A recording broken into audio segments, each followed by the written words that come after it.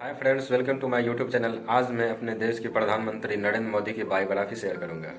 तो वो हैं जो अपनी छवि के लिए मरते हैं। मैं तो हिंदुस्तान की छवि के लिए मरता हूँ और इसलिए किसी से भी नहीं डरता हूँ। ऐसा कहना है दुनिया के सबसे शक्तिशाली लोगों में शामिल भारत के सबसे लोकप्रिय प्रधानमंत्री नरेंद्र मोदी का, जिन्हें हमारे देश के राजनीति के वजह से आप प्यार करें या नफरत, लेकिन उनके कार्यों को अनदेखा नहीं कर सकते हैं। दोस्तों, वैसे तो मोदी जी का जीवन बहुत ही साधारण तरीके से शुरू हुआ, लेकिन अपने देशभक्ति, अपने जज्बे और अपनी मेहनत के दम पर उन्होंने ऐसी सफलता हासिल की जिसके बारे में कोई सोच भी नहीं सकता था। वे बेहद ही गरीब परिवार में पैदा हुए। अपने बचपन के दिनों में जब बच्चे खेलने कूदने में अपना समय व्यतीत करते हैं, तब उन्होंने अपने घर की आर्थिक सहायता के लिए अपनी पिता की दुकान में हाथ बटाई और ट्रेन के डब्बों में जा जाकर चाय बेची। लेकिन दोस्तों, अपने देश के लिए कुछ कर जाने की इच्छा होना तो कोई भी लक्ष्य कठिन नहीं रह जाती। कहता है आसमां में सुराख नहीं हो सकता, एक पत्थर तो तबीयत से उछालो यारो। आइए दोस्तों, हम शुरू से मोदी जी के चाय बेचने से लेकर प्रधानमंत्री बनने की अद्भुत सफर को डिटेल में जानते हैं। नरेंद्र मोदी का जन्म 17 सितंबर 1950 को गुजरात राज्य के रहसान जिला में हुआ है। नरेंद्र मोदी के पिता का नाम दामोदर दास मोदी था और माता का नाम हीराबेन मोदी।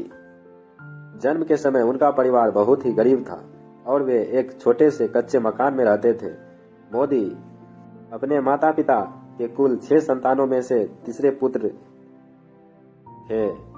नरेंद्र मोदी के पिता रेलवे स्टेशन पर छोटे से एक चाय की दुकान चलाते थे, जिसमें नरेंद्र मोदी भी उनका हाथ बटाते थे और रेल के डब्बों में जा जाकर चाय बेचते थे। लेकिन हाँ, चाय की दुकान संभालने के साथ साथ मोदी पढ़ाई लिखाई का भी पूरा ध्यान रखते थे। मोदी के टीचर बताते हैं कि मोदी पढ़ने में ठीक छात्र थे, लेकिन वे नाटकों और भाषणों में जमकर हिस्सा लेते थे। इन्हें खेल कूद में भी बहुत दिलचस्पी थी। उन्होंने अपने स्कूल की पढ़ाई वाडनगर से की। सिर्फ 13 साल की उम्र में नरेंद्र मोदी की यशोदा बहन के साथ सगाई कर दी गई। फिर 17 साल की उम्र में उनकी शादी हो गई। फाइनेंशियल एक्सप्रेस के एक न्यूज के अनुसार नरेंद्र और यशोदा कुछ साल साथ रहकर बिताई, लेकिन कुछ समय बाद नरेंद्र मोदी की इच्छा से वे दोनों एक दूसरे से अजनबी हो गए। लेकिन नरेंद्र मोदी के जीवन लेखक ऐसा नहीं मानते हैं। उनका मानना है कि उन दिनों की शादी जरूर हुई, वे दोनों एक साथ कभी नहीं रहे। शादी के कुछ वर्षों बाद नरेंद्र मोदी ने अपना घर छोड़ दिया। एक तरह से उनका वैवाहिक जीवन समाप्त सा हो गया। नरेंद्र मोदी का मानना है कि एक शादीशुदा के मुकाबले अविवाहित व्यक्ति भ्रष्टाचार के खिलाफ ज्यादा लड़ सकता है, क्योंकि उनको पत्नी बाल बच्चा का कोई चिंता नहीं होती। बचपन से ही मोदी में देशभक्ति कूट कूट कर भरी थी। 1962 में जब भारत चीन युद्ध हुआ था, उस समय मोदी रेलवे स्टेशन पर जवानों से भरी ट्रेन में उनके लिए खाना और चाय लेकर जाते थे। 1965 में भारत पाकिस्तान युद्ध के समय भी मोदी जवानों की खूब सेवा की। 1971 में वे आरएसएस के प्रचारक बन गए और अपना पूरा समय आरएसएस को देने लगे। वे वहां 5 बजे सुबह उठ जाते और देर रात तक काम करते। प्रचारक होने की वजह से मोदी जी गुजरात के अलग अलग जगहों पर जाकर लोगों की समस्या को बहुत करीब से समझा और भारतीय जनता पार्टी के आधार मजबूत करने में इम्पोर्टेंट रोल निभाया। 1975 के आसपास में राजनीतिक क्षेत्र में विवाद की वजह से उस समय के प्रधानमंत्री इंदिरा गांधी ने कई राज्यों में आपातकालीन घोषित कर दिया था। तब आरएसएस जैसी संस्थाओं पर भी प्रतिबंध लगा दिया था। फिर भी मोदी चोरी छिपे देश की सेवा करते रहे और सरकार के गलत नीति का जमकर विरोध किया। उसी समय मोदी जी एक किताब भी लिखी थी, संघर्ष मां गुजरात था। इस किताब में गुजरात के राजनीति के बारे में चर्चा किया था। उन्होंने आरएसएस के प्रचारक रहते हुए 1980 में गुजरात यूनिवर्सिटी से राजनीति विज्ञान में पीजी की डिग्री प्राप्त किया। आरएसएस ने बेहतरीन काम को देखते हुए उन्हें भाजपा में नियुक्त किया, जहां उन्होंने 1990 में आडवाणी के अयोध्या रथ यात्रा का भव्य आयोजन किया, जिससे भाजपा के सीनियर लीडर काफी प्रभावित हुए। आगे भी उनके के अद्भुत कार्य को बदौलत भाजपा में उनका महत्व बढ़ता गया। आखिरकार मोदी की मेहनत रंग लाई। उनके पार्टी ने गुजरात में 1995 में विधानसभा चुनाव में बहुमत में अपनी सरकार बना ली, लेकिन मोदी से कहा सुनी होने के बाद शंकर सिन्हा वाघेला ने रिजाइन दे दिया। उसके बाद केशव भाई पटेल को गुजरात का मुख्यमंत्री बना दिया गया और नरेंद्र मोदी को दिल्ली बुलाकर भाजपा में संगठन के लिए केंद्रीय मंत्री का जिम्मेदारी दिया गया। मोदी जी ने इस जिम्मेदारी को बेखूबी निभाया। 2001 में केशव भाई पटेल की सेहत बिगड़ने लगी थी और भाजपा चुनाव में कई सीटें भी हार रही थी। इसके बाद भारतीय जनता पार्टी ने अक्टूबर 2001 में केशव भाई पटेल के स्थान पर नरेंद्र मोदी को गुजरात के मुख्यमंत्री पद की कमांड सौंपी।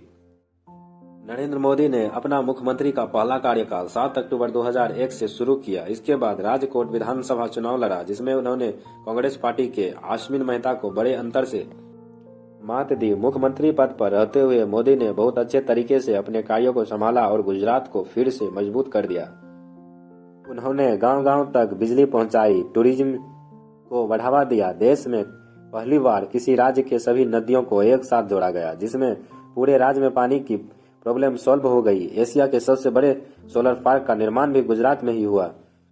और इन सब के अलावा भी बहुत सारे अद्भुत कार्य किए और देखते ही देखते गुजरात को सबसे बेहतरीन राज्य बना दिया और वे खुद गुजरात के सबसे लोकप्रिय मुख्यमंत्री बन गए।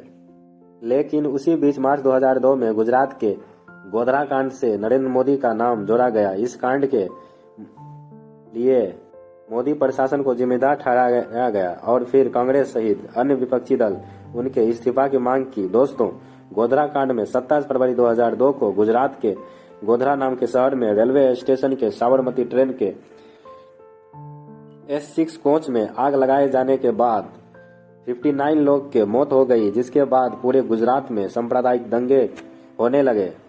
5 फरवरी 2002 को गुजरात के कई इलाके में दंगा बहुत ज्यादा भड़क गया, जिसमें 1200 से अधिक लोग मारे गए। इसके बाद इस घटना के जांच के लिए हाई कोर्ट ने विशेष जांच दल बनाई और फिर दिसंबर 2010 में जांच दल के रिपोर्ट के आधार पर फैसला सुनाया कि इन दंगों में नरेंद्र मोदी के खिलाफ कोई ठोस सबूत नहीं मिला। नरेंद्र मोदी ने गुजरात में कई ऐसे हिंदू मंदिर को भी ध्वस्त कराने में नहीं सोचा जो सरकारी नियमों के अनुसार नहीं बने थे। खैर, ऐसे में विश्व हिंदू संगठन का विरोध सहना पड़ा, लेकिन इन्होंने उनकी थोड़ी सी भी परवाह नहीं की और देश के लिए जो सही था वही काम करते रहे। उनके अच्छे कर्मों की वजह से मोदी को 4 बार लगातार मुख्यमंत्री बनाया गया। गुजरात में मोदी की सफलता देखकर बीजेपी के सीनियर नेताओं ने मोदी को 2014 लोकसभा चुनाव में प्रधानमंत्री उम्मीदवार घोषित किया, जिसके बाद मोदी ने पूरा भारत में बहुत सारे रैलियां की और साथ ही साथ उन्होंने सोशल मीडिया का भी भरपूर लाभ उठाया और लाखों लोगों तक अपनी बात रखी। मोदी के अद्भुत विकास कार्य, उनकी प्रेरणादायक भाषण, देश के लिए उनका प्यार और उनकी सकारात्मक सोच की वजह से उन्हें भारी मात्रा में वोट मिले और वे भारत के 15वें प्रधानमंत्री बने। दोस्तों, नरेंद्र मोदी बहुत ही मेहनती व्यक्ति हैं। वे 18 घंटे काम करते हैं और कुछ ही घंटे सोते हैं। दोस्तों, मोदी जी का कहना है कि कड़ी मेहनत कभी थकान नहीं लाती है, वह तो सिर्फ संतोष लाती है। नरेंद्र मोदी शुरू। दोस्तों, अगर नरेंद्र मोदी की बायोग्राफी अच्छी लगी तो लाइक, कमेंट एंड शेयर करें।